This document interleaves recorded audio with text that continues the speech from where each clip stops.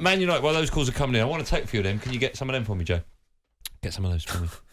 Let's talk about Man United. I mentioned earlier on some players that we've signed over the last however long. Donny van der Beek, Pogba, Schweinsteiger, Memphis, Di Maria, Falcao, Cavani. All clubs sign players, and they get it wrong. All clubs. Happens to everyone, right?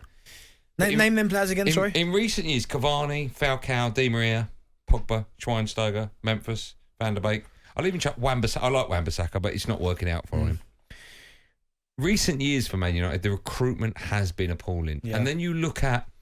It's difficult because it's my club, right? And I love them to pieces. But then you look at the fact that we're linked to an Arnautovic. I don't even know how that conversation has been allowed to leave the room in which it was spoken in. When someone went, what about Arnautovic? How someone didn't go, what are you talking about? Get out. I don't get that. Someone probably did. I don't get that. Then you got Rabiot, right? And we're going to speak to Kevin Hatchard in this hour. I mean, I'm hearing bad things about Rabiot. Even worse from I think his wife looks after him. You've got to negotiate with her. That's going to be the worst thing. But where's it coming from? United, we're getting in a manager now who I'm quite excited about, I'll be honest. I hope when we signed him, he was going to bring in either young players from the United under 21s or under 19s or whatever, or bring in a new breed of young players, a bit like Mikel Arteta has done at Arsenal, right? But we're not seeing that. When you go to a 33-year-old Arnautovic, like, how's that happened? It really, as a United fan, it really worries me where the club's going. Well, it's the case of the recruitment. Who is in charge? What is there a clear direction of thought, plan? You look at certainly other clubs that are around, not in a similar fashion, but I look at the likes of Arsenal, what they're trying to do. They're trying to bring in young, hungry players, aren't they? Like, it's going to take a bit of time for them to hit the ground running, to gel. But we're starting to see signs that Arsenal are starting to get it right.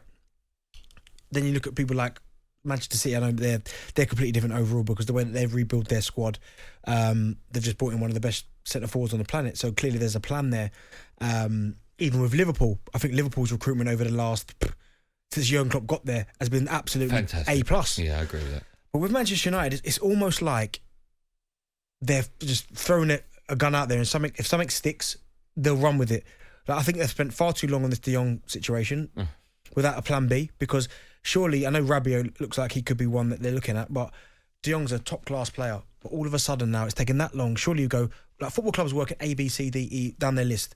De Jong was A. The moment it's stalling, and you've already played a game, poor performance against Brighton, right, we've got to get B.